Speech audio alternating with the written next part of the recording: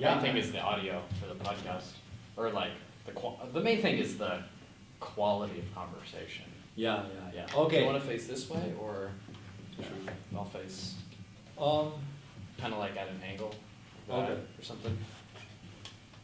Like that, maybe, or Like this? yeah, like Okay. that, or just straight up, probably like this. No, Yeah, it's good. it's a little. But we better facing. Yeah, like, Facing kinda like camera, this, so yeah. we're talking to the audience. Like Yeah. we're talking. Okay. Yeah. All right. already- Okay. Cool. So we can just hop into it. Yeah. Go ahead. Okay. Well, hey, so Tony, thank you for like being here with me today and sharing some of your own personal stories and wisdom around food. As I understand it, you've lost some weight, but you've done it in a way that felt right, and you've also tried many times to lose weight before that didn't work. Can you tell us just a little bit about your past attempts with weight loss and what happened there and maybe what went wrong in your opinion? Yeah, sure. It's been a long time. Like since I was in high school, I was a guy, a little bit chubby, and I was the one like people always tell you, hey, Tony, you look a little bit overweight. Maybe you should consider lose your weight or release your weight. And it's been this kind of conversation been with me for so many years. And one day I just thought enough is enough. I'm gonna studying by myself, and that started about a decade ago. And I tried to restrict my calorie intake, and because I at the time it was very popular, like calorie in and the calorie out, Yeah. and equal to the weight you lost. So I take that route to start my diet, and I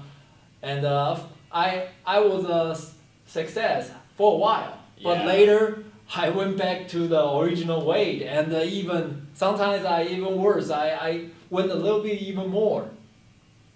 And over the years, I have tried many different diets, including vegetarian, vegan, and paleo, raw food diet.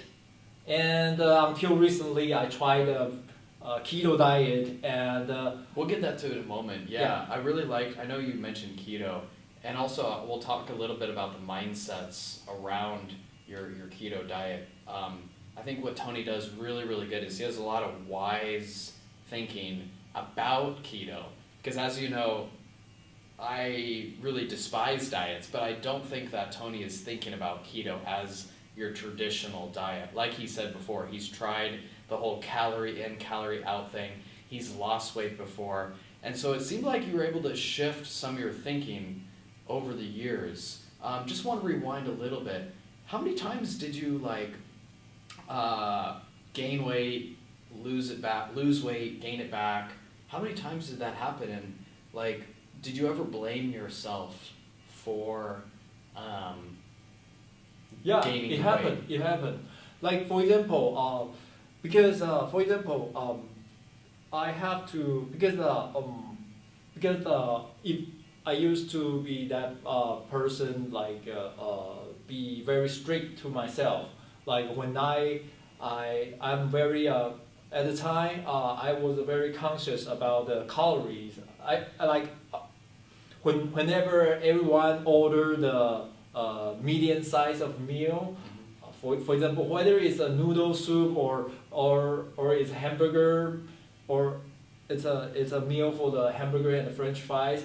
Like other people eat a medium or large portion, I always deprive myself. Like I don't eat until I'm full.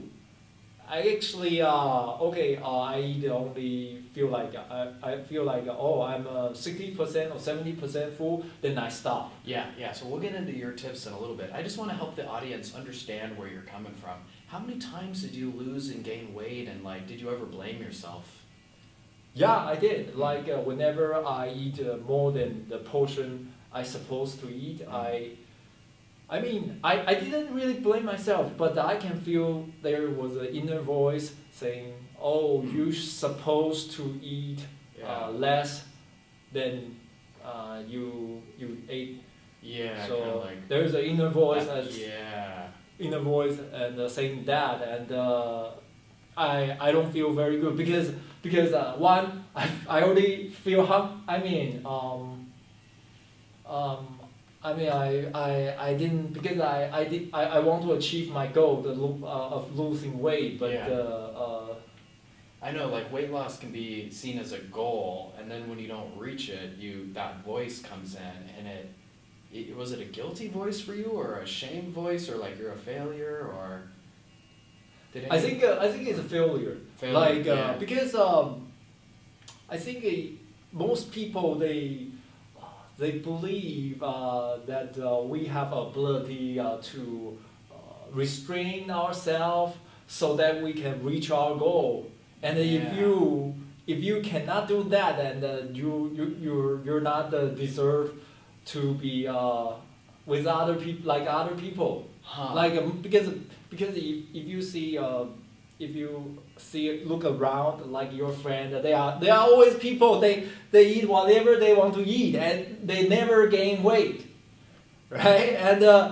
And you're subconsciously you thought like how did these people these people have a better self control than me, and Yeah. So this is so important. Tony's touching on something so important. Talk to me more about self-control, because that is totally what people think. They somehow judge their body as not being okay. Too fat, your arms are too fat, whatever. It's not, you're not good enough, your body's not good enough. You assume other people have better self-control. You assume that, right?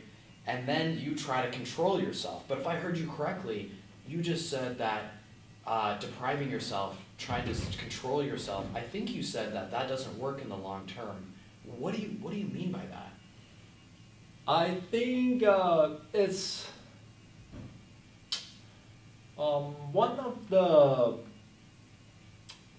the key I can from my experience. One of the key for losing weight or achieve whatever your diet goal is to not to I'm sorry what Like the whole willpower thing, like controlling your food, mm-hmm. Restricting calories.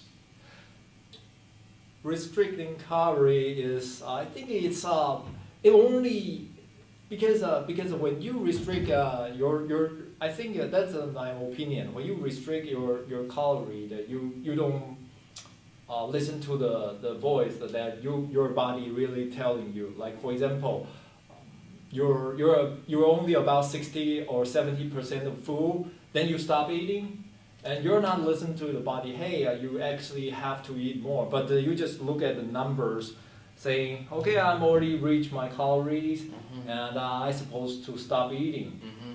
Yeah.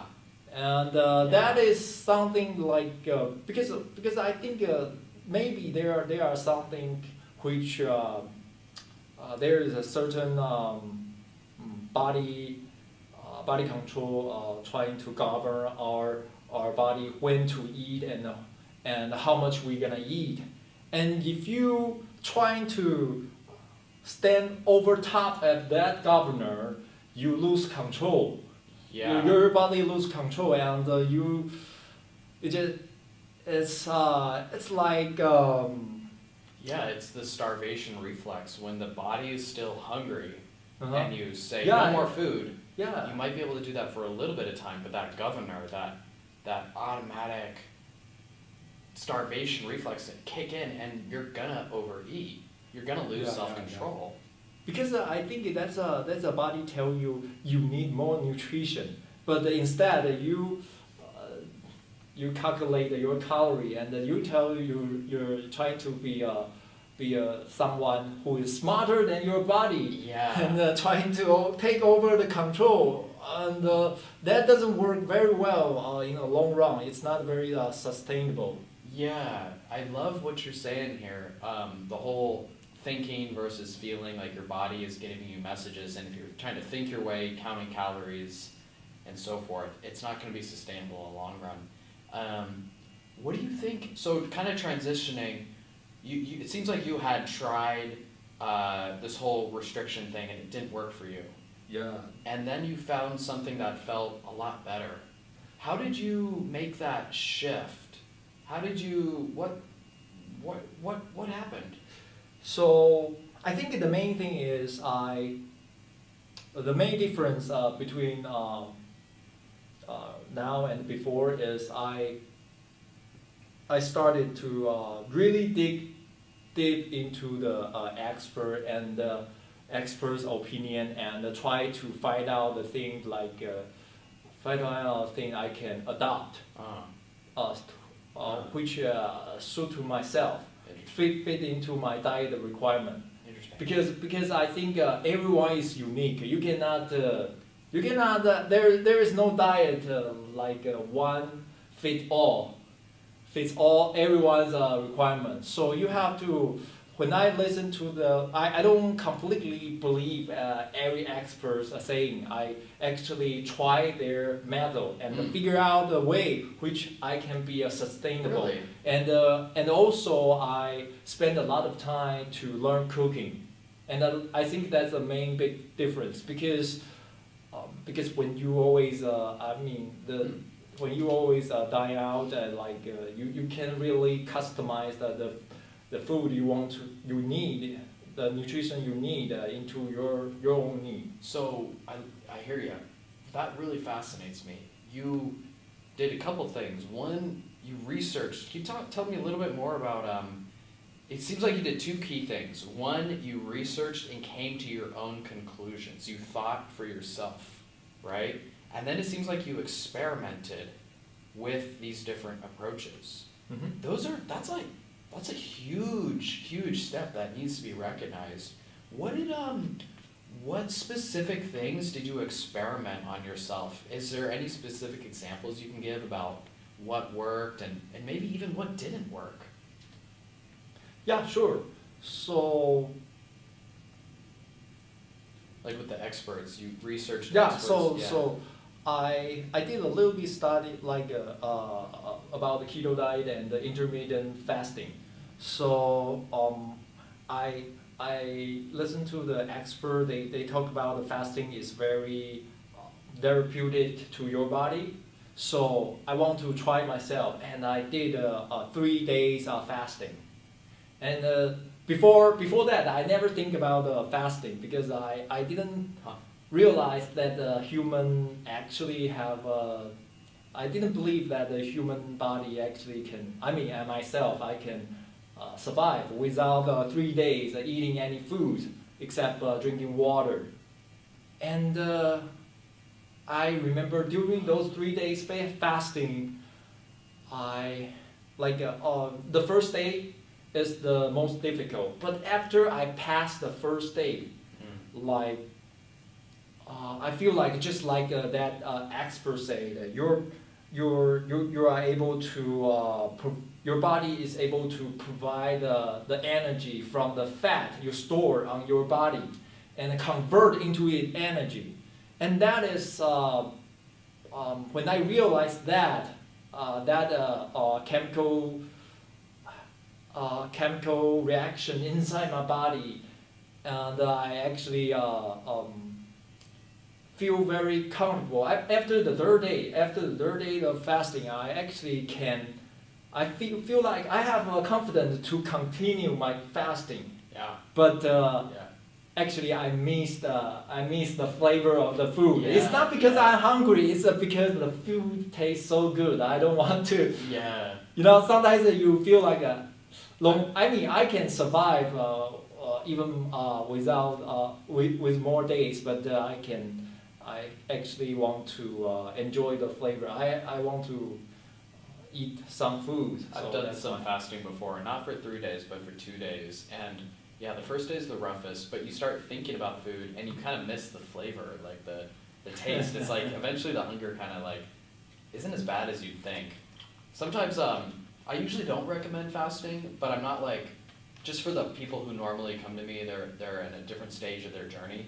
But some of them actually do, they're curious about fasting and they've heard about it. And for those who actually ask about it and who want to try it, fasting can be really, really good to return to hunger. Because a big thing, it seemed like you were talking about earlier, is listening to your body.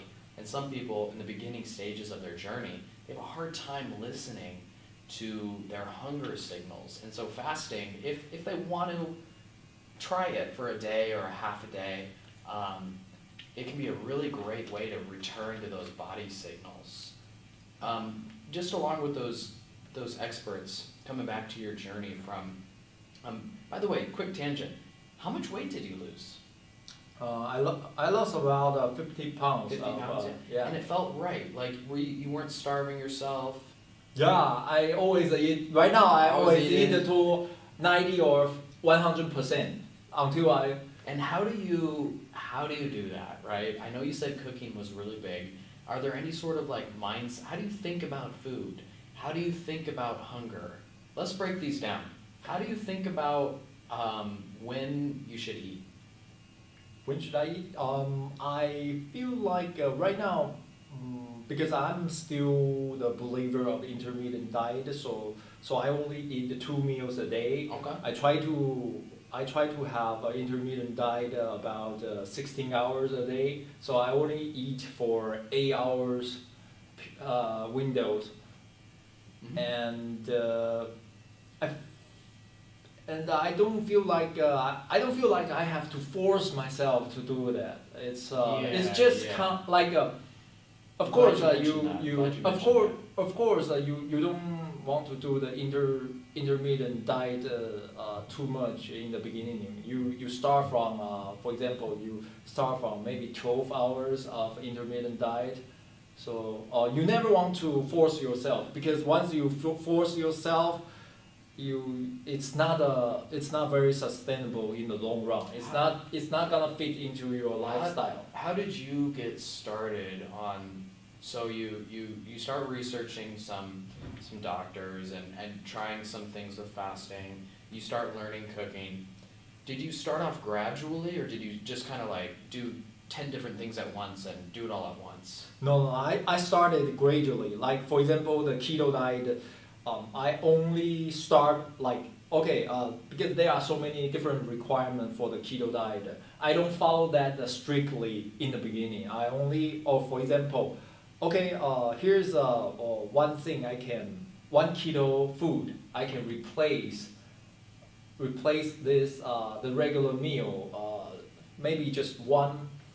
For example, I can if I eat hamburger, I can replace that hamburger only, but I still eat the French fries and soft drink. So you only replace one by one, not the completely replace the entire meal, and that could be very painful, because it just your body cannot get used to such a radical change in a short period of time. So I think that is one of the important pieces contribute to my success. Taking small changes. Yeah, taking one small change. So first you maybe replace the hamburger, and next time maybe a couple weeks you replace your soft drink.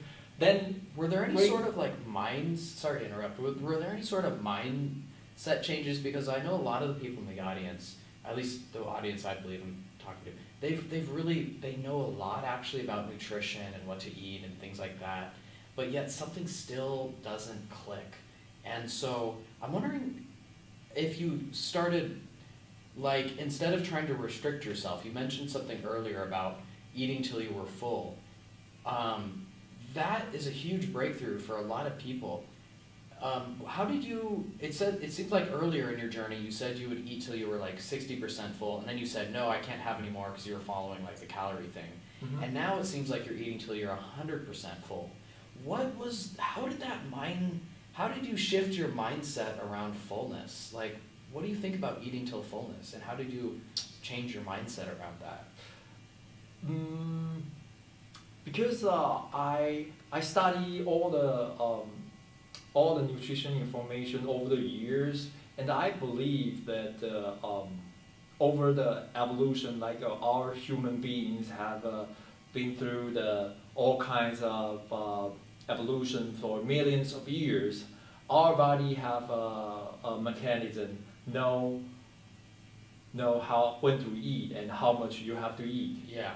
And it's if you want to override this mechanism, you better have a really smart, really I don't know. You have a need to have you can't beat it. You can't. yeah, beat yeah. it. You want to be a supercomputer, no, override this mechanism for Tony's which talking about the develop- heart of intuitive eating, because I don't know. Like before we met, you had never heard of intuitive eating, or I don't think you had. Yeah. But it seems like you were doing so many of the intuitive eating principles naturally. It was like, oh my God, I gotta talk to you, man. And this mechanism, yeah, our bodies have evolved over millions of years. Yeah. They know when to eat and what to eat. How do you develop trust in your body to listen to it, especially coming from a background of dieting? A lot of the dieters that I work with, they do not trust their body. They do not trust their body at all. How do you start to trust your body? I think meditation it play a very important part of that because I have many years of doing meditation, and when you do the meditation, you actually You feel your body. you feel your body like you listen to the sound around you and you pay attention to your consciousness. That is somehow feel like a practice to listen your body's voice. And that gave me maybe when maybe that gave me the idea. Maybe I can apply the same idea to my diet. Like instead of listen to everyone tell you should do this diet, you should eat this food.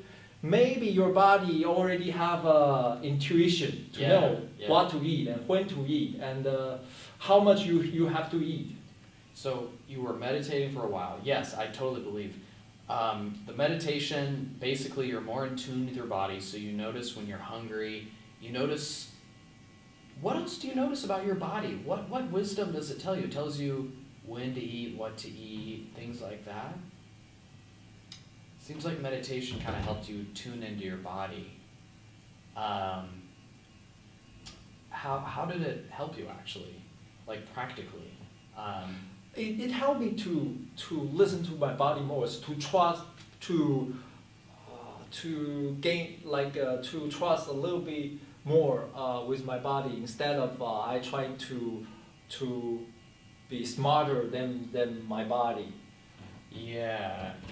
So Yeah. So meditation played a big part of changing my diet and for some reason I trust my body more. Like when I follow the keto diet, I don't just if some keto expert recommend a certain food, I don't just follow entirely. For example, if they talk about one ingredient, I will make that ingredient with other ingredients, so that thing is something I like to eat. You like to eat it. Yeah. If it's not something I like to eat, even every expert recommend that, I wouldn't eat that because I hate. For example, if I hate certain food and I force myself to eat that, it's not sustainable and it's not listen to your body. It's not So listen you're to listening your to like the intuition. pleasure of eating certain You foods, have to eat to feel, not just feel full, but also feel the flavor inside your mind, satisfaction. Yeah. So these are some of the more practical examples of how we can start listening to our body. You listen to what foods actually you love. What foods you love.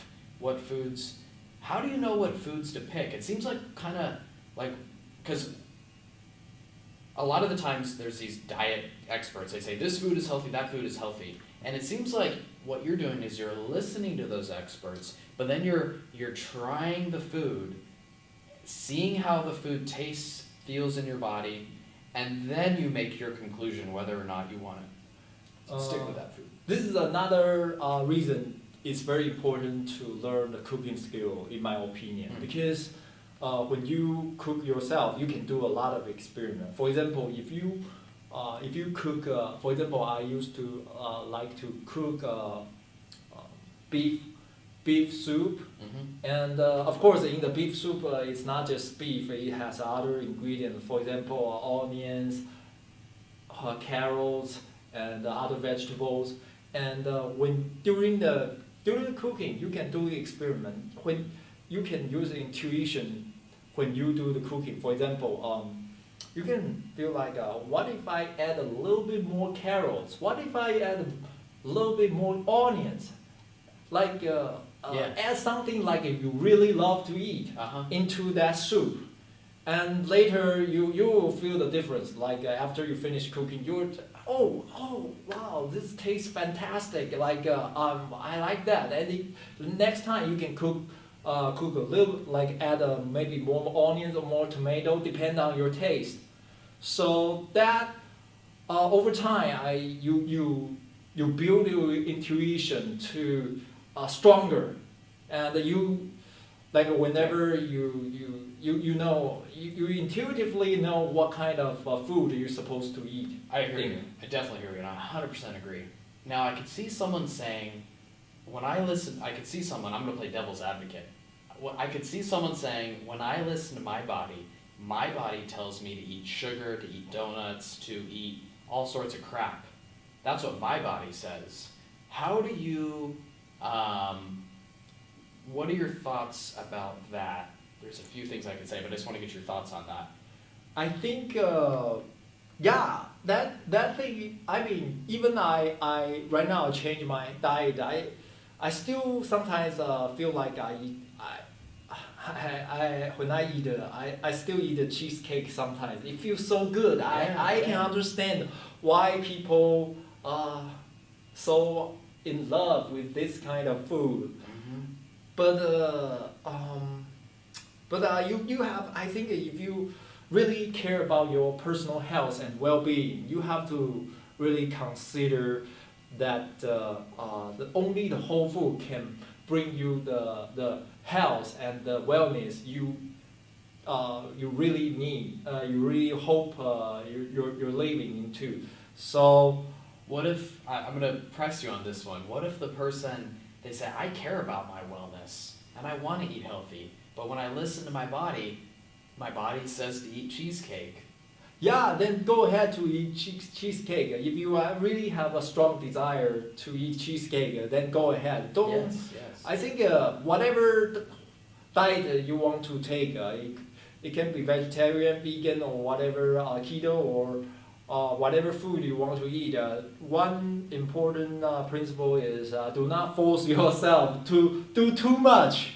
Yeah. Because if you force yourself to do too much, I think it's the quickest way to lead to failure.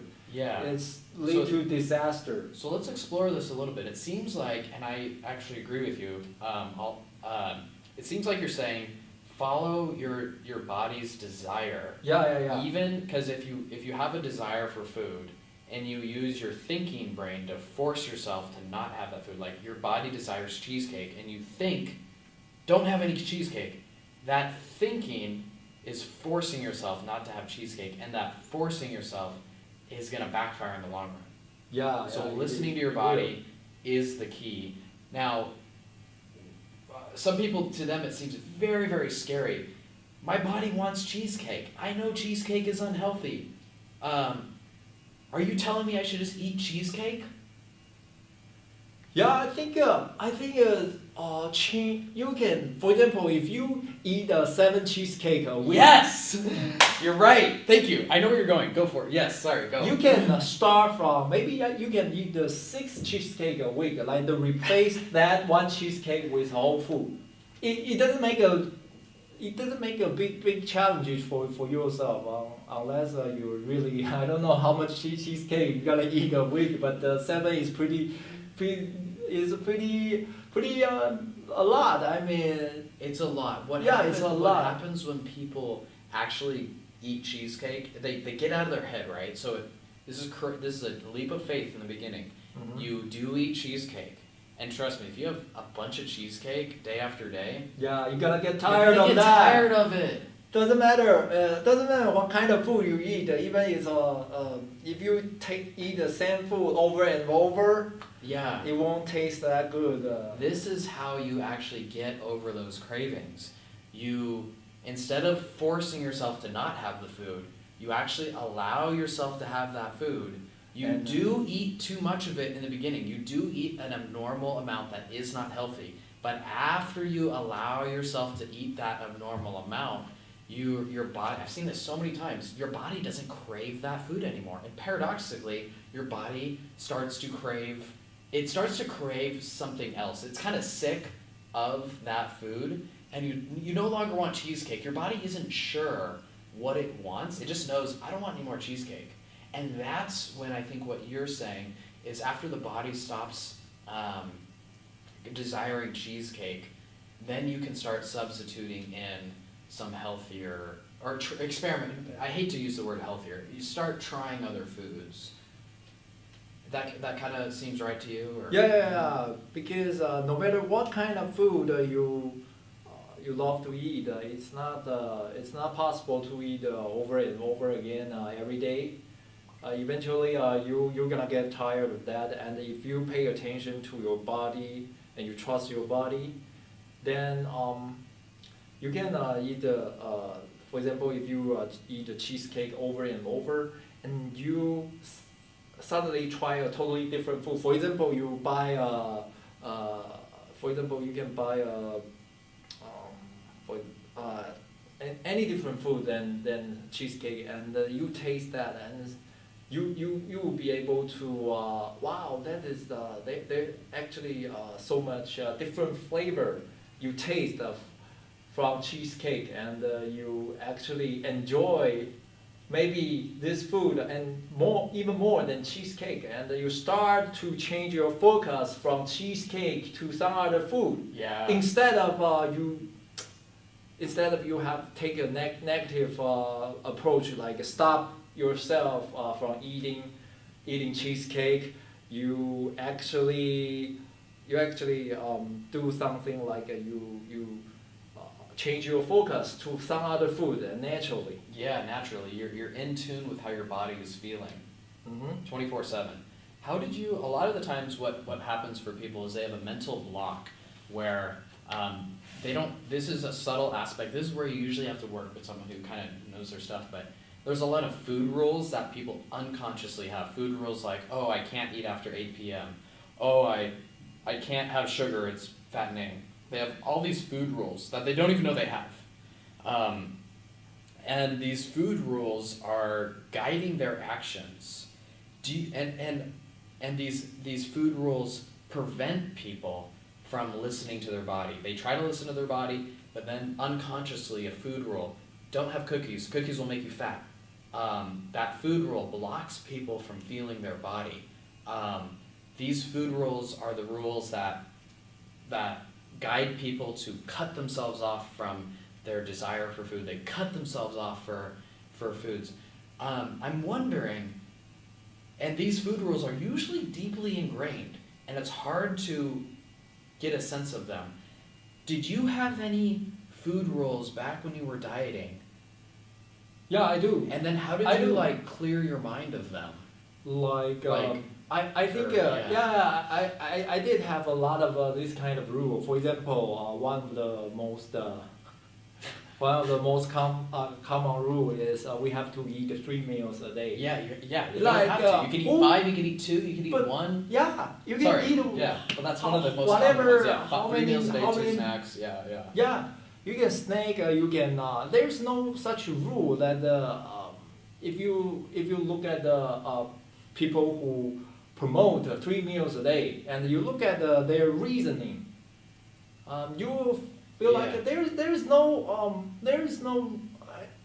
If you really dig deep into the reason behind this, and you will figure out actually they don't have a science approach to back this up. You have to. Yeah.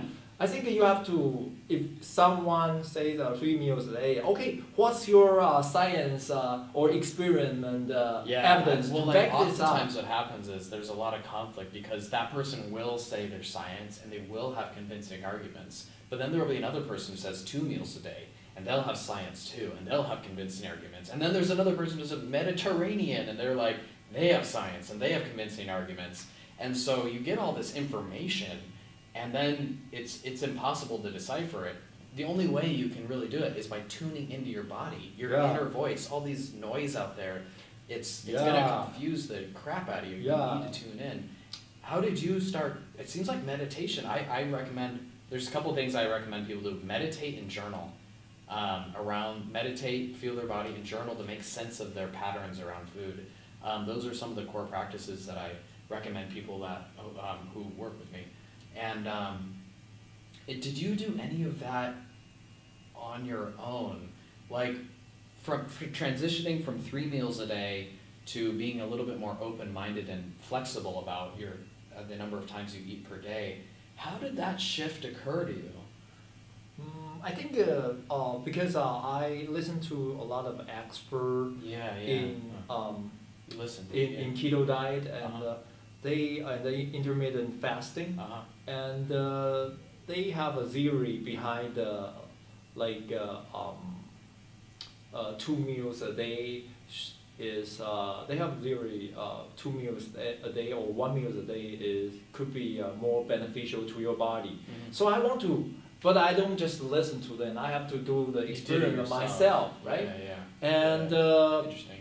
I did a comparison of both scenario. Okay, I eat 3 meals a day. How do I feel? How do I feel today? I listen to my body. And okay, today I'm gonna eat 2 meals a day. And how does it feel? And today I don't do the snacking. And how does my body feel? So when I really focus on my attention to my body, and my body will figure out how many meals I'm supposed to eat a day. And I figure 2 meals a day right now is proper. It's good for my you. body. It's good for me. Maybe not for you guys, but you guys can use your intuition. You went through a process. You went through a learning process. This is a huge thing that is so important about intuitive eating and just like being healthy, is learning from your body. Because it seems like you learned. That's why I have people journal. They learn what works. Like they try different things, they see what feels good, and then they learn. This learning mindset, this growth mindset is so important. There's like any sort of plan is going to be too straightforward to work on 95% of individuals. Like you have whatever, let's say Atkins or whatever, they tell you when to eat, what to eat, how much to eat. That'll work for like 5% of people, just by chance. But like the other 95% will find that it just doesn't work for them for some reason. Their taste is off, the flavor's off, the timing's off, the amount of food is off. Like people should really pay attention to your body, not just listen to any expert. Maybe there are some diet work for those people, but maybe it's not good for you. So you have to do the experiment yourself, not just. So one thing that comes up for a lot of people, when you were dieting a lot, was any of it? Were you eating ever out of emotional to cope with emotions like stress or depression? Or... I did. I think most people they do as well. Because especially we're living in such a stressful society. We have a lot of things to worry about: the relationship, the job, and financial problems, and this all this all bring us to a very stressful state. And one of the easiest thing you can distress your body is by eating. Eating the comfort food. And whatever the comfort food you like to eat. It could be a French fries, it could be a potato chips, it could be a soft drink. And some people they don't have eating problem, but they develop other kind of a nasty habit. For example, they do the drug, they do the smoking, and alcohol. Gambling, yeah, gambling, whatever.